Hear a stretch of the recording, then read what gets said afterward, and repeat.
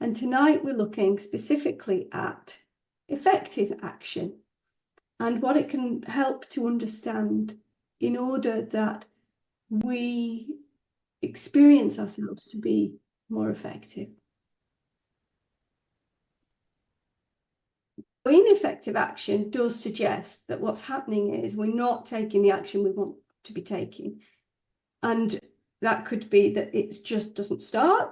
It could be that it's half done and not completed. It could be that it's stalled at some point along that line. But the idea of ineffective action implies that we're not doing what we would really like to be doing. We would like to be doing anything that we're doing more effectively. So what can happen for us when we have a lot going on, we're busy, and we're feeling ineffective, is that we have a tendency to go faster. It looks like going faster might help.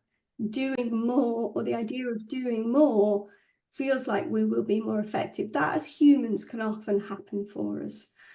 And it looks like to be more effective, going faster, getting through what we have to do, is the way to get everything done, including the things we really want to do and the things we don't really want to do. So often on our to-do list, there's things we do want to do and things we don't want to do. But whether we want to do them or don't want to do them, in order to be effective, it looks like we've got to do all those things. And the thing about hurry, or that sense that we have a lot to do, is it could make us feel like we don't know where to start. It could stop us from getting certain things done. It could stall us, as I've said. And that feeling inside us of hurry or overwhelm can actually lead us to feel sloppy or do sloppy work. It can also, very often, that feeling of being effective can come with stress. So a constant companion of being ineffective is stress, because we're in this sense that we're not getting things done and we're not being effective. And if we're feeling stressed and we're feeling hurried and we're not really performing at our best, things are half done or undone. There's this thing that happens where our values shift. So what becomes most important over everything is getting something done. And those things that actually really matter to us, and often in community climate action, it's being respectful of other people, doing something well and right the first time, enjoying the process, including others in the process. Those things that we actually hold very dear as principles and very important to us in ways of approaching action slip down our priority list.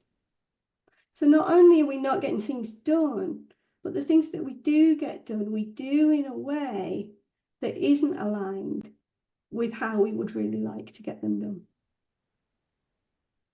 And the other thing, that when we're ineffective, we start to feel under pressure in terms of time, because if we've got something we want to get done or something that needs to get done in a certain time and we're being ineffective,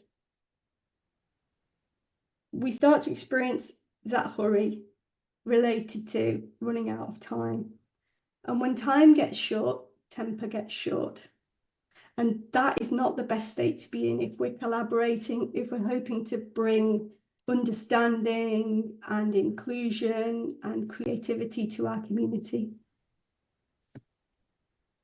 Being in a stressed state with short time and short temper is just really unhelpful for me, really unhelpful for us as humans. It's counterintuitive, but it makes a lot of sense. That the best thing we can do when we're feeling ineffective to get more done is to slow down. So I'm going to propose that we slow down to get more done.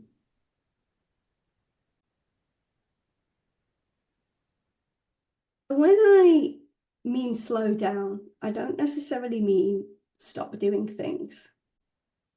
I mean give ourselves the gift of taking a step back and allowing our minds to settle. Because what's true for all of us is that our natural inclination in terms of our mind is that it lives and wants to always orient towards a settled state.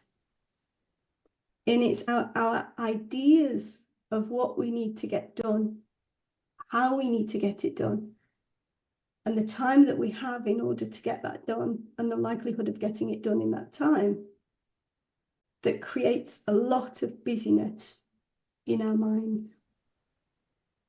So if we're willing to take the time to slow down, we can trust that it will occur to us the best next thing to do.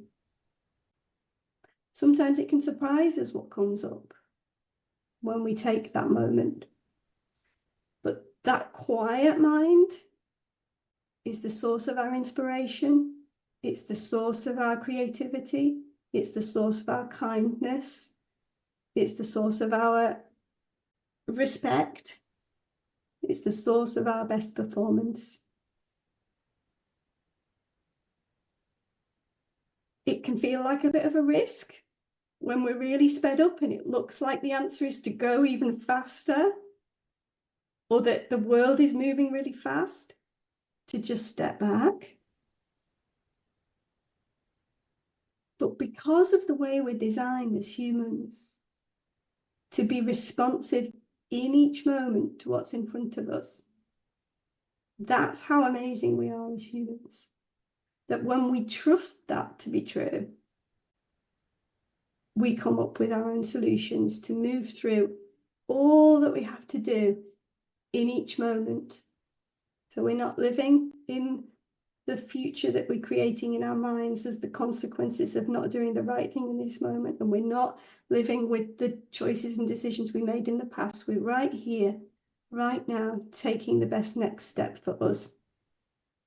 And when I was thinking about how I observed that playing out, I was thinking about my daughter who's coming up to 18 months old, and she lives just like that. She doesn't second guess what she should be doing in each moment.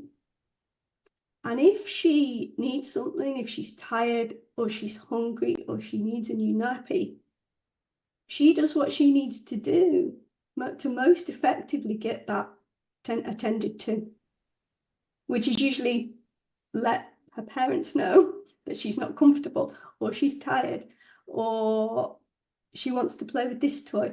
But I can see her in each moment just following and trusting what occurs to her to do. And that's something that never leaves us. We just start to get very strong ideas about what we should be doing. So it's as if we follow our imagined priorities rather than our intuitive priorities. I'm going to share a quote by a teacher, a best-selling author. He's written about 6 books, a broadcaster and a speaker called Michael Neill. And he says that truly effective time management evolves naturally out of an understanding that you have an innate, so that means natural, inbuilt, real-time, responsive intelligence you can rely on to let you know what to do when it's time to do it.